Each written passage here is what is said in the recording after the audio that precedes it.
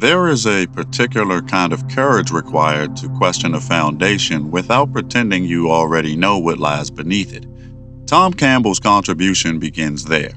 He did not approach consciousness primarily as a poet, theologian, or philosopher searching for language large enough to hold mystery. He approached it with habits formed around systems, measurement, engineering, physics, and the expectation that a useful model should explain more than the experience that inspired it. What eventually changed was not his respect for disciplined inquiry, but his willingness to reconsider what inquiry had been assuming from the beginning. Most of us inherit the physical world as the unquestioned starting point. Matter appears to be here before interpretation. Bodies seem to produce minds, and consciousness is therefore placed somewhere near the end of the explanatory chain. The brain becomes primary, experience becomes secondary, and the mystery is reduced to a technical question. How does sufficiently complicated matter begin to know that it exists? Campbell explored the possibility that the difficulty persists because the sequence itself may be reversed.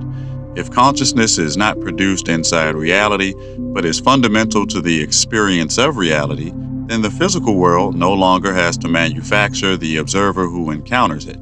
This reversal sounds simple until its consequences are allowed to remain in the room. A chair still supports your weight. Hunger still asks to be fed. Grief still enters the body. And a collision still injures flesh whether or not someone believes matter is fundamental. Campbell's model does not require physical experience to become meaningless merely because its deepest architecture may not be physical. A rule-governed experience can be completely consequential to the participant without being the ultimate layer of the system producing that experience. The distinction is between saying something is unreal and saying that what appears to be its foundation may itself emerge from something deeper. This is where Campbell's language of virtual reality is often flattened into a claim he is not actually making. The familiar cultural image is that somewhere outside our universe sits a more technologically advanced civilization running humanity on an enormous computer. That picture simply moves physical assumptions one level upward. Physical beings, physical machines, physical processors, and another physical universe behind our own. Campbell's proposal is more radical because information and consciousness are not decorations placed upon an otherwise material cosmos. The metaphor asks whether what we call physical reality might instead be an organized stream of experience constrained by consistent rules and interpreted from within by participating consciousness. Consider what happens when you enter an ordinary virtual environment. You do not need every possible object rendered at every possible location in maximum detail before interaction occurs. Information can be supplied according to the requirements of the experience, while probability can remain unresolved where no definite outcome has yet become necessary. Campbell saw provocative parallels between this informational logic and features of quantum physics, and he attempted to construct a larger model around them. Whether one accepts his interpretation is less important here than recognizing the direction of the question. He was asking whether some of the strangeness we encounter at the edges of physics might seem strange partly because we continue demanding that an informational reality behave like independently existing little objects all the way down. But Campbell did not arrive at this question through abstract physics alone. His path also included altered state exploration and consciousness research associated with Robert Monroe and the early work that developed around the Monroe Institute. Rather than treating unusual experiences automatically as revelation, Campbell attempted to investigate them through repetition, comparison, experimentation, and the skeptical habits of someone accustomed to technical systems. This did not transform subjective exploration into conventional laboratory science, and the distinction matters.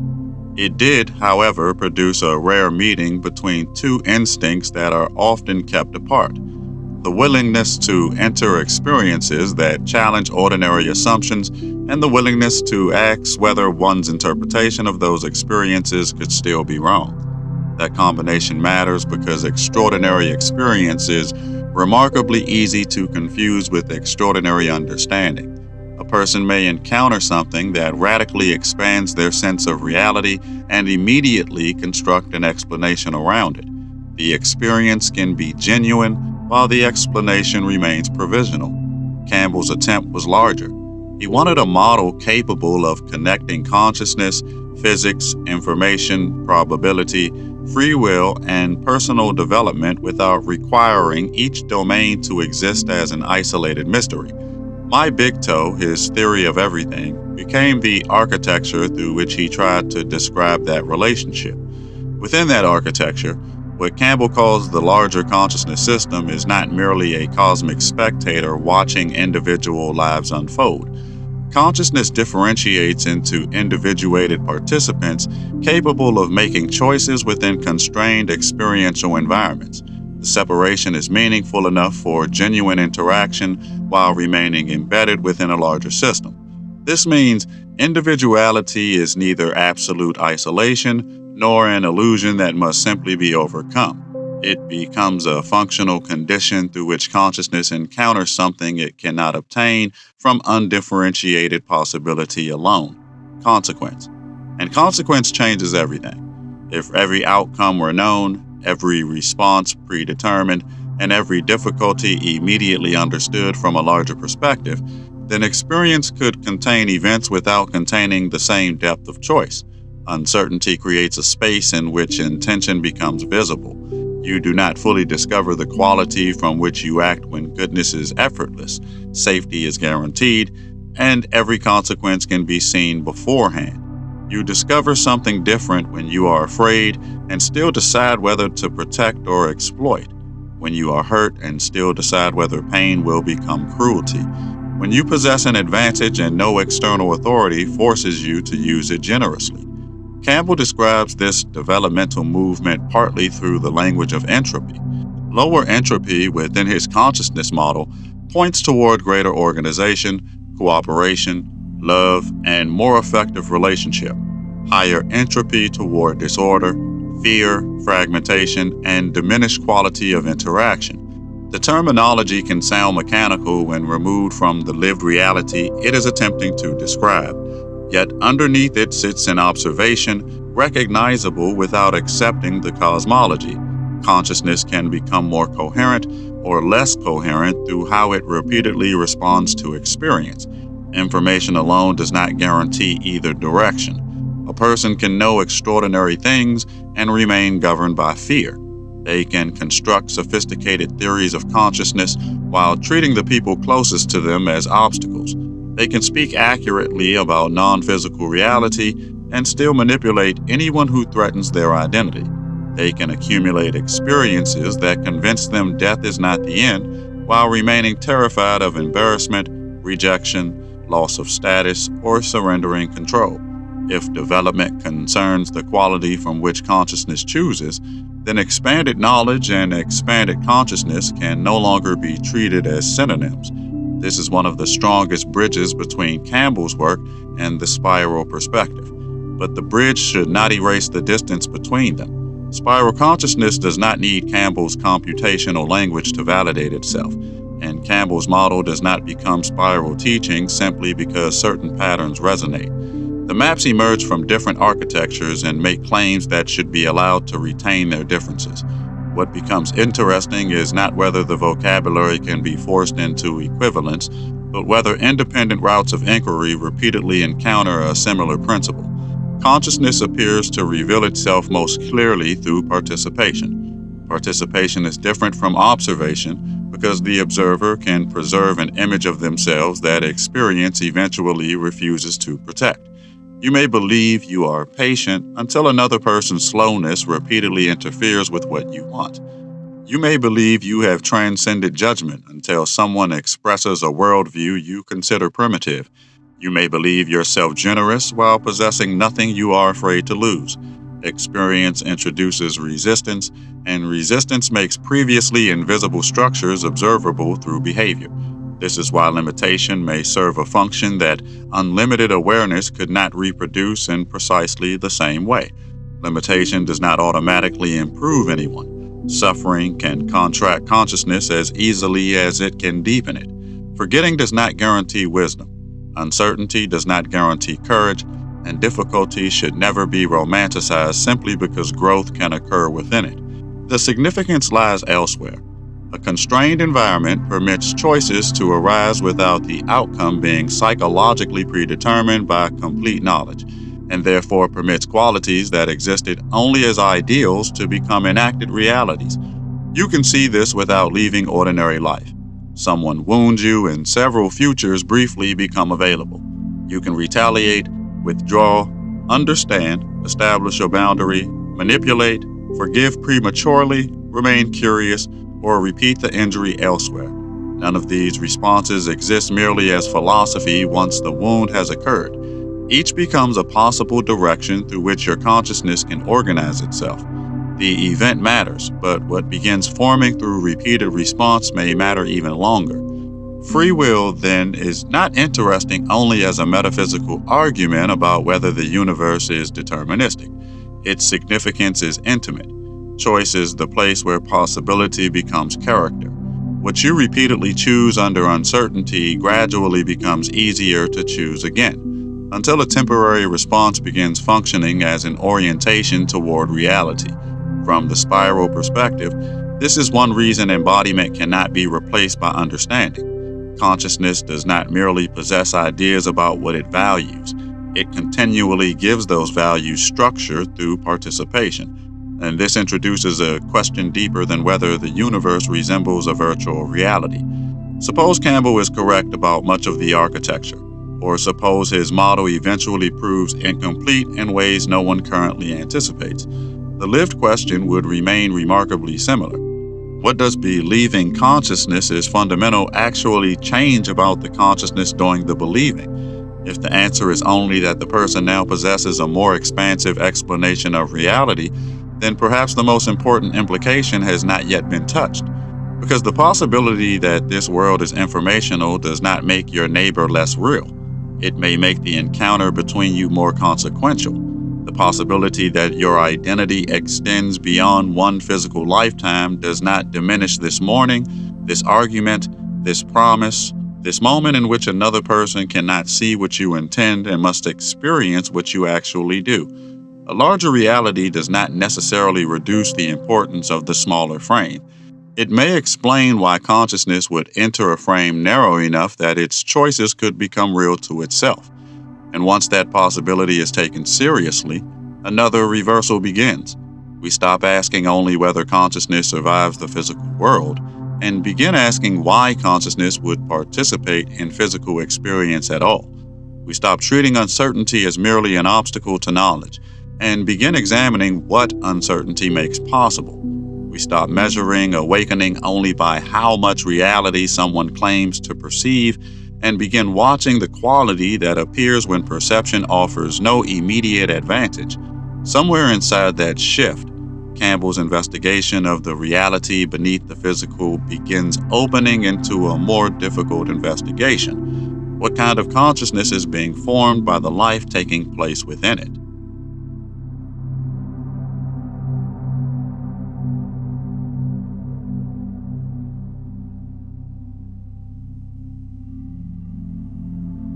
What kind of consciousness is being formed by the life taking place within it becomes a different question once we recognize that formation is rarely visible while it is happening.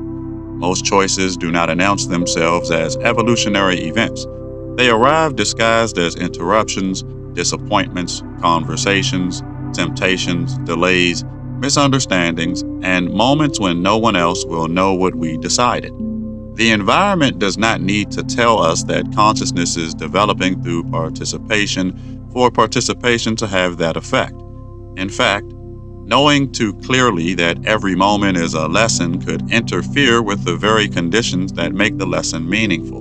Imagine knowing with certainty that every difficult person had been placed in your life specifically to help you evolve. Your patience might increase, but something else would disappear. The ambiguity within which your response currently reveals you. Imagine knowing that death was temporary with the same uncertainty that you know tomorrow follows today, or knowing exactly which consequences would follow every moral choice. Some fear would vanish, but certain forms of courage would become unnecessary with it. An environment that hides enough of its larger architecture may therefore produce possibilities that an environment of complete knowledge cannot. This does not mean ignorance is sacred or that consciousness should resist understanding. It means understanding changes the conditions under which choices are made. Once something becomes known, consciousness begins operating from a different position, and the developmental pressure shifts somewhere else. The person who once needed courage to question inherited beliefs may later need humility not to become superior about having questioned them. The seeker who once needed openness to consider a larger reality may eventually need discernment to stop accepting every extraordinary claim merely because it confirms that reality is larger than expected. Growth, therefore, does not move toward a condition in which challenge disappears. It changes the location of the challenge. Every expansion creates new possibilities for coherence and new possibilities for distortion, because every new capacity can be organized by fear as easily as by clarity. Knowledge can liberate, but knowledge can also become status. Sensitivity can deepen relationship, but sensitivity can also become an identity through which a person treats ordinary people as less evolved. This is where Campbell's emphasis on consciousness quality carries a consequence more demanding than the cosmology surrounding it. If quality matters more fundamentally than intellectual content, then no worldview can certify the development of the person holding it. Someone may believe consciousness is fundamental while behaving as though only their own consciousness matters. Someone else may believe the mind ends at death and still spend a lifetime becoming more patient, generous, courageous, and honest in relationship. A metaphysical model can orient the mind, but the mind's orientation is not identical to the quality being expressed through the life. That distinction becomes uncomfortable in spiritual environments because information is easy to display and quality is difficult to measure. We can compare vocabulary, experiences, books read, teachers followed, visions reported, systems understood, and conclusions reached.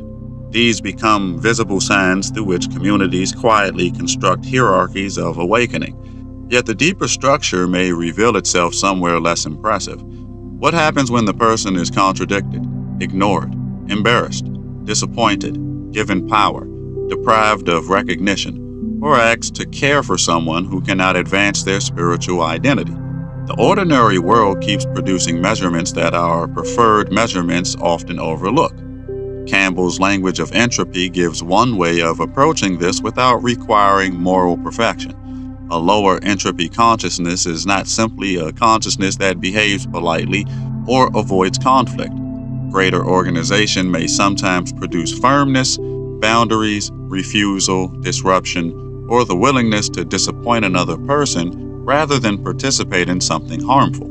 Likewise, behavior that appears peaceful can emerge from fear, avoidance, dependency, or the desire to preserve an image of goodness. The visible act matters, but the organization beneath the act matters too. This is why choice cannot be understood only by cataloging behavior from the outside. Two people can perform the same generous act from very different internal structures. One may give because another person's well-being genuinely matters. Another may give because being needed protects them from abandonment.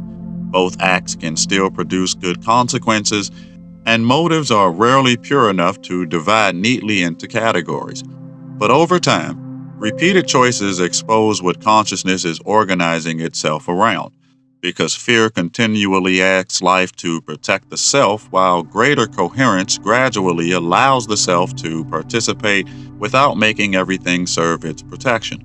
The spiral perspective adds another layer here by refusing to imagine development as a simple ladder on which one person permanently stands above another. Consciousness may become remarkably coherent in one domain while remaining contracted in another. Someone may face physical danger with extraordinary courage and become frightened by emotional intimacy. Someone may offer profound compassion to strangers while repeating control patterns within their family.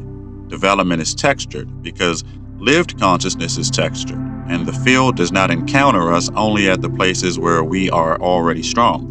This matters when we look backward at teachers, researchers, mystics, philosophers, and people whose work changed the way others understood reality.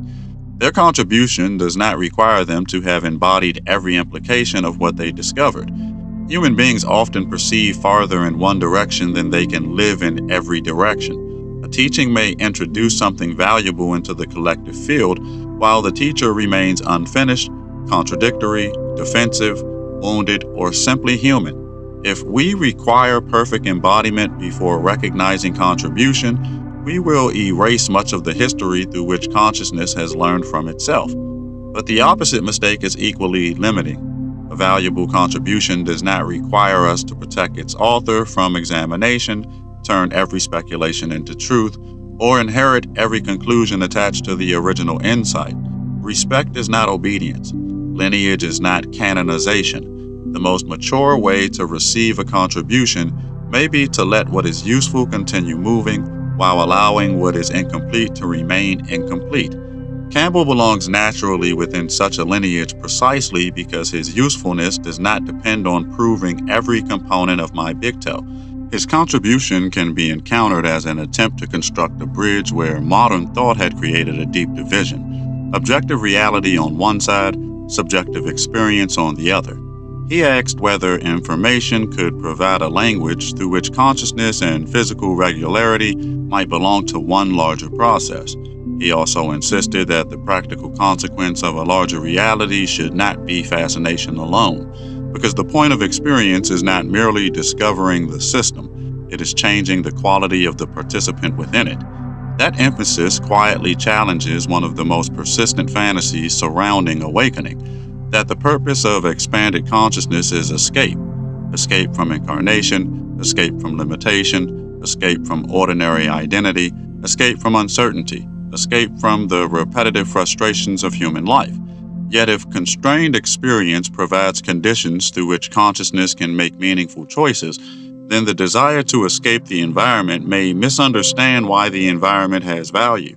The classroom metaphor is imperfect, but the error would be similar to spending the entire lesson trying to prove the classroom is not your permanent home. You do not need to mistake the classroom for the whole universe in order to pay attention while you are there. You do not need to believe your current identity is eternal in order to honor what this identity can uniquely experience. A temporary life is not therefore a disposable life. Temporary conditions can carry enormous significance precisely because opportunities within them do not remain indefinitely available.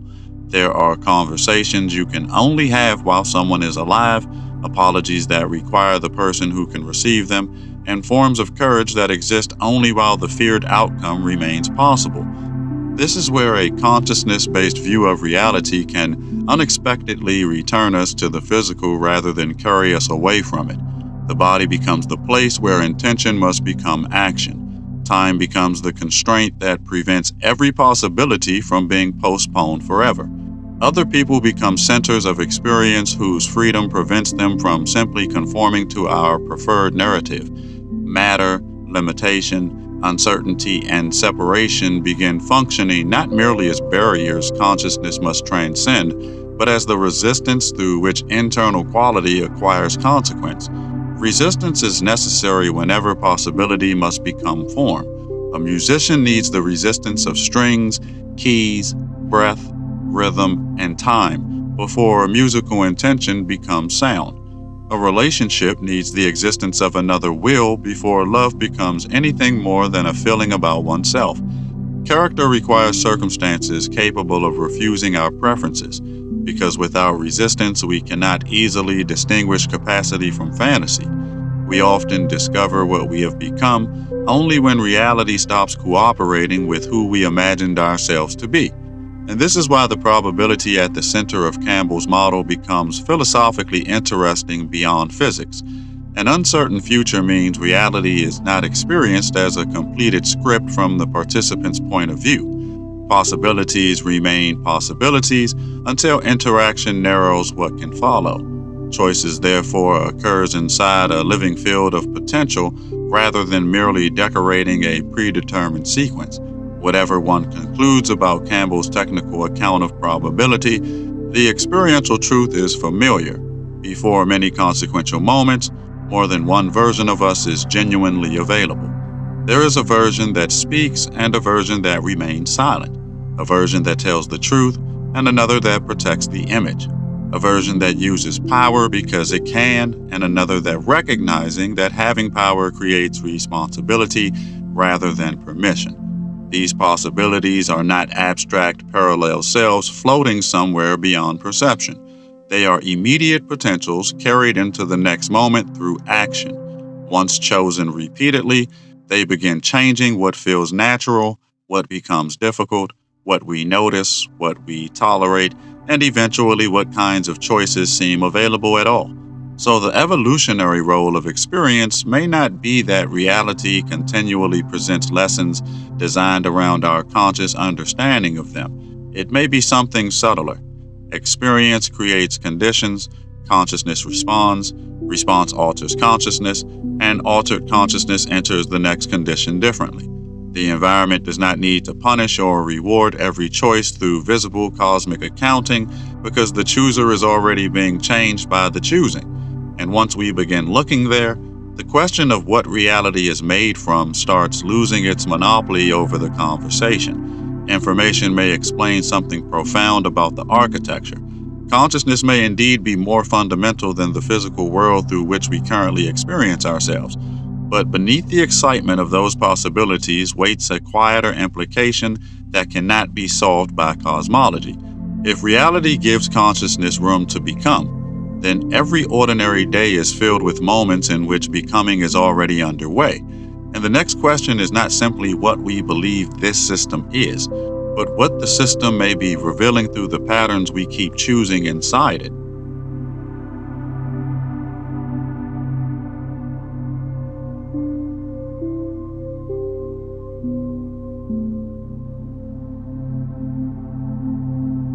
The patterns we keep choosing inside it may tell us more about our present consciousness than the explanations we have constructed around those patterns.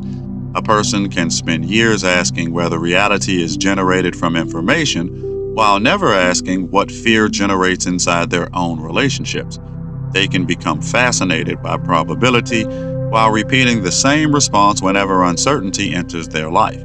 They can investigate the possibility of consciousness beyond the body while remaining almost entirely unconscious of what happens within them when control disappears. The larger model becomes useful only when it eventually returns attention to the participant. This return is important because metaphysical knowledge can become another form of distance. The mind learns to move upward whenever life becomes uncomfortable, translating pain into lessons, relationships into contracts, difficulty into probability, and ordinary human needs into evidence that someone has not yet awakened enough.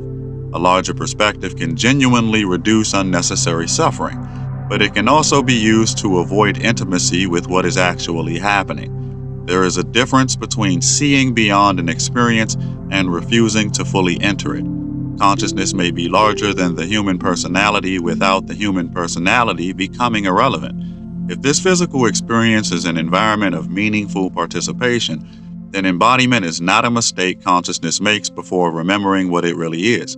The temporary identity has work that cannot simply be outsourced to the larger identity behind it. This person must apologize. This person must decide whether to leave. This person must sit beside someone who is dying. This person must live through uncertainty without possessing the entire architecture of what comes next. Whatever larger consciousness may know, the incarnate participant still encounters the moment through the limits that make this particular choice possible. That helps clarify something Campbell's framework and the spiral perspective approach from different directions. Individuality does not have to be the opposite of unity. Differentiation may be one of the ways unity becomes capable of relationship, because relationship requires enough distinction for one center of experience to encounter another without completely determining it. If all apparent separation were treated only as an error to be erased, then the particularity of another person would lose much of its meaning. The fact that you cannot fully possess another consciousness is part of what makes listening, trust, betrayal, forgiveness, consent, and love consequential. Love becomes especially important here because Campbell's developmental language eventually points beyond intelligence. A system can become increasingly sophisticated without becoming less fearful. A person can learn to predict others more accurately and use that ability to manipulate them. They can become disciplined, perceptive, and extraordinarily effective while organizing those capacities around control. If evolution of consciousness means more than increasing complexity, then the quality of relationship becomes a crucial distinction between intelligence that merely expands capability and consciousness that becomes more coherent. This is one reason Campbell often places fear and love near the center of his practical teaching. Fear narrows the field of possible response because it continually organizes perception around protection. It asks what might be taken, how one might be diminished, who can be trusted, how certainty can be secured, and what must be controlled before vulnerability becomes dangerous. Love, in the deeper sense, is not simply warmth or agreement. It permits another being to matter without requiring that being to become an extension of the self. The movement from fear toward love is therefore not sentimental improvement, but a reorganization of how consciousness participates. And this movement cannot be convincingly performed at the level of language. A person can learn the vocabulary of compassion while remaining terrified of being wrong. They can speak constantly about unity while requiring agreement from everyone around them. They can announce that fear is an illusion while structuring their entire identity around avoiding situations that might expose uncertainty. Experience keeps revealing the difference between the state we describe and the state from which we actually choose. This is where everyday life becomes an unusually precise environment. It does not usually test our philosophy under ideal conditions. It tests it when we are tired, overlooked, interrupted, attracted, jealous, embarrassed, rushed, financially pressured, misunderstood, or confronted by someone whose needs compete with our own. These moments seem too small to belong beside questions about the nature of reality, yet they may be exactly where the implications of those questions become measurable. A cosmology tells us what we think existence is. Repeated choice reveals how we inhabit existence once it refuses to organize itself around us. There is also humility in recognizing that no model can eliminate the mystery it is attempting to describe. Campbell's system is ambitious because it tries to account for an extraordinary range of phenomena within one conceptual architecture. That ambition is valuable, but every architecture also reflects the tools through which its builder learned to see. Information, computation, probability, entropy, and virtual reality are powerful contemporary metaphors because they illuminate relationships older vocabularies could not easily describe. They may reveal genuine structure without necessarily becoming the final language consciousness would use to describe itself. The spiral perspective can honor that limitation without using it to dismiss the work. Every lineage receives reality through the instruments available to its moment. Earlier cultures spoke through gods, elements, heavens, emanations, dreams, and sacred geometries. Modern minds often speak through fields, information, dimensions, systems, networks, and computation. Sometimes the metaphor merely reflects its error, and sometimes an error develops a metaphor because it has finally acquired language capable of noticing something that was difficult to articulate before. Discernment means holding both possibilities without rushing to turn either into certainty. What matters is whether the map opens perception or replaces it. A useful map helps you notice territory you previously ignored. An unhealthy relationship with a map makes every experience evidence that the map must be correct. Campbell's model is strongest when approached as an invitation to investigate rather than a demand to inherit conclusions. His own emphasis on personal verification carries an important reminder. Consciousness should not become another subject about which we outsource all authority. But personal verification carries its own danger if discernment disappears. Subjective certainty is not the same thing as universal truth. Human beings interpret experiences through expectation, memory, culture, fear, desire, suggestion, and the need for coherence and extraordinary states do not automatically remove those influences. A mature consciousness inquiry therefore requires an unusual balance, enough openness to encounter what conventional assumptions exclude, and enough skepticism to avoid converting every unusual perception into cosmology. Openness without discernment becomes credulity. Skepticism without openness becomes a prison built from the boundaries of what has already been accepted. Campbell's journey is useful partly because it refuses that forced choice. The physicist and the explorer of consciousness do not have to cancel one another.